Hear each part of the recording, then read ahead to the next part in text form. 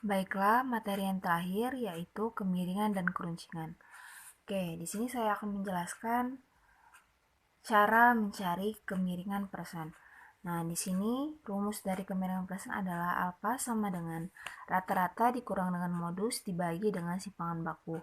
Maka data yang kita perlukan untuk mencari nilai dari kemiringan persen adalah nilai dari rata-rata, nilai dari modus, dan nilai dari simpangan baku atau standar deviasi. Baiklah, di sini saya memiliki data kelompok yang sama seperti contoh sebelumnya, yaitu 50 sampai 54, 55 sampai 59, dan data tadi itu adalah 80 sampai 84.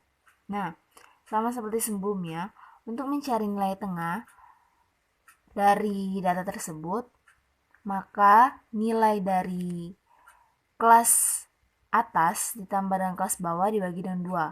Jadi 50 ditambah 54 dibagi dengan 2 sama dengan 52. Begitu juga dengan data-data yang seterusnya. Untuk mencari nilai fx adalah nilai dari frekuensi dikali dengan nilai tengah. Jadi 4 dikali 52 sama dengan 208, 8 dikali 57 sampai 456, begitupun dengan data-data yang selanjutnya. Nah, untuk mencari di sini kita membutuhkan nilai rata-rata dari data kelompok ini. Jadi rumus dari rata-rata adalah sigma fx dibagi sigma f. Sigma fx ini adalah 6760. Ingat, untuk mencari sigma fx, sigma itu adalah jumlah. Jadi, seluruh nilai fx ini kita jumlahkan, maka akan mendapatkan hasil 6760. Begitu juga dengan sigma dari frekuensi. Jumlahkan seluruh frekuensi yang ada di sini. Jadi, nilai jumlah seluruh ini adalah 100. 6760 dibagi dengan 100 sama dengan 67,6. Oke, untuk mencari nilai rata-rata sudah terpenuhi. Sekarang kita mencari modus. Ingat, rumus modus adalah TB ditambah D1 per D1 ditambah D2 dikali P. Nah, di sini modus di sini kita ada frekuensi. Frekuensi ini data yang mana yang paling banyak sering muncul. Jadi di sini ada 35 yang sering muncul, berarti ada di data ke-4. Jadi TB ini tepi bawah kelas. Jadi 65 dikurang 0,5 sama dengan 64,5. Sedangkan D1 ini adalah frekuensi kelas modus dikurang dengan frekuensi sebelum kelas modus. Jadi 35 dikurang dengan D1, 35 dikurang 14 sama dengan 21. Sedangkan D2 frekuensi kelas modus dikurang dengan frekuensi setelah kelas modus. 35 dikurang 27 sama dengan 8. Jadi D1-nya itu 21 ditambah 21 ditambah 8 dikali panjang kelas. Panjang kelas tadi nilai tepi atas dikurang nilai tepi bawah ditambah dengan 1. 54 dikurang 50 sama dengan 4 ditambah 1 sama dengan 5. Jadi panjang kelasnya adalah 5. Jadi 64,5 ditambah 21 per 29 dikali 5 sama dengan 64,5 ditambah 3,620. Jadi nilai modusnya adalah 68,120. Oke, nilai rata-rata sudah kita penuhi, nilai modus sudah kita penuhi. Selanjutnya kita mencari nilai simpangan baku atau standar deviasi. Seperti yang sudah kita pelajari sebelumnya, simpangan baku itu rumusnya adalah sigma F dikali X dikurang rata-rata pangkat 2 per N. N itu Ingat ya, sama seperti dengan frekuensi, nilai dari frekuensi. Jadi sigma X dikali X dikurang rata-rata pangkat 2 itu adalah 4264 dibagi dengan 100. Jadi sama dengan akar 42,64. 42,64 ini kita akarkan, jadi hasilnya adalah 6,529. Nah, untuk mencari rumus kemiringan tadi sudah kita penuhi, rata-rata sudah ada, modus sudah ada, simpangan baku sudah ada. Langsung saja kita masukkan ke dalam rumus ya. Jadi alfa sama dengan rata-rata dikurang modus dibagi dengan simpangan baku. Rata-ratanya tadi 67,6 dikurang modusnya tadi 68,120 per 6,529.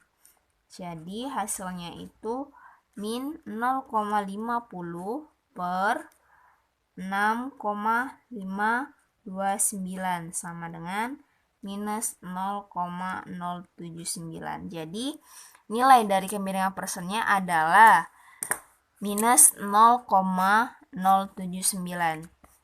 Jadi dapat kita simpulkan bahwa alfa atau kemiringan persen lebih kecil dari 0 karena nilai dari alfa tersebut adalah minus. Jadi untuk menggambar bentuk kemiringan tersebut, maka distribusi datanya agak miring ke kiri. Dapat kita gambar seperti ini ya. Nih, terus ini. Nah, ini sumbunya. Lebih condong ke kiri karena nilai si alfa tadi lebih kecil daripada 0.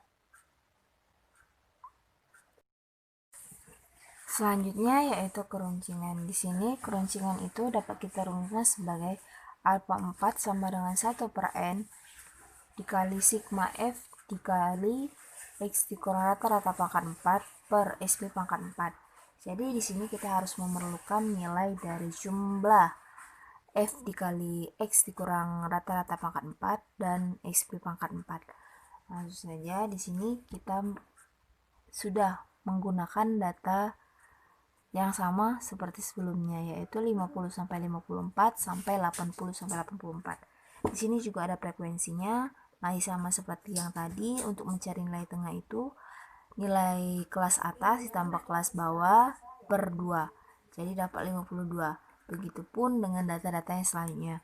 Untuk mencari nilai fx masih sama juga seperti data yang sebelumnya, yaitu mengalikan antara frekuensi dan nilai tengah. 4 dikali 52 sama dengan 208. Nah, untuk mencari nilai x dikurang rata-rata pangkat 4, sebenarnya kita harus mencari rata-rata terlebih dahulu. Rata-rata sama dengan sigma fx dibagi sigma f.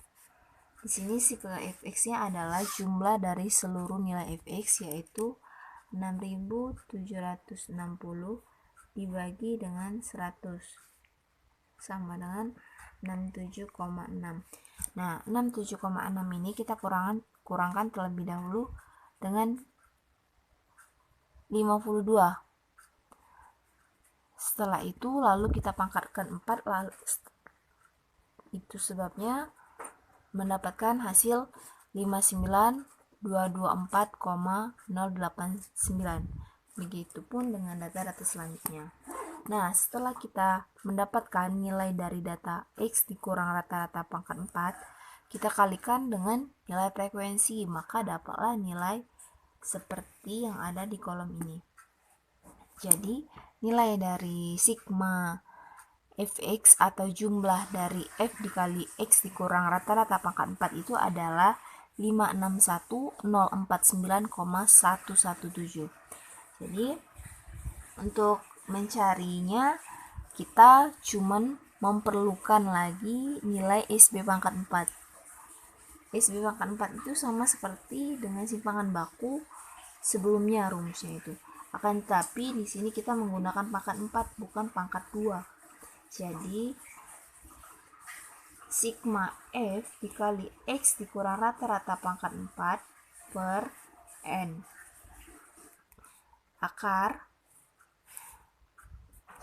561049117 dibagi dengan jumlah dari frekuensi atau data tersebut 100 sama dengan akar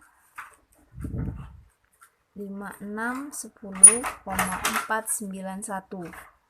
Jadi akarnya itu adalah 74,903. Data yang kita perlukan sudah melengkapi, langsung saja alfa 4 sama dengan 1 per N dikali dengan sigma F dikali X dikurang rata-rata pangkat 4 per SB pangkat 4. Jadi 1 per N tadi jumlah dari frekuensi per 100 dikali dengan 5, 6, 10, 49,117 per 74,903 sama dengan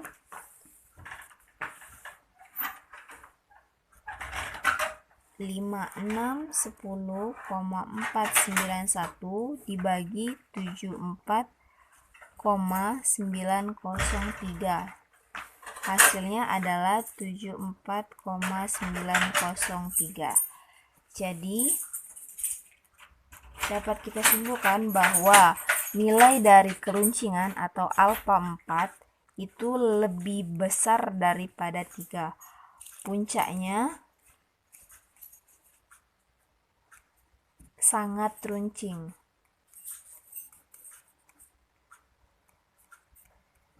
Dapat kita gambarkan seperti ini.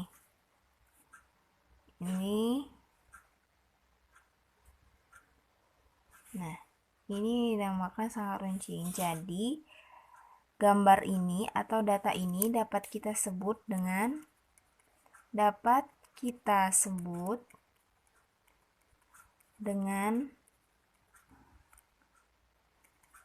leptokurtis.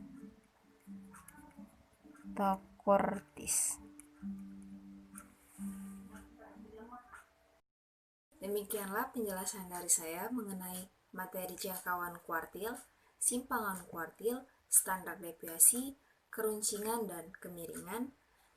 Lebih dan kurang saya mohon maaf. Kepada Allah saya mohon ampun. Sekian dan terima kasih. Wassalamualaikum warahmatullahi wabarakatuh.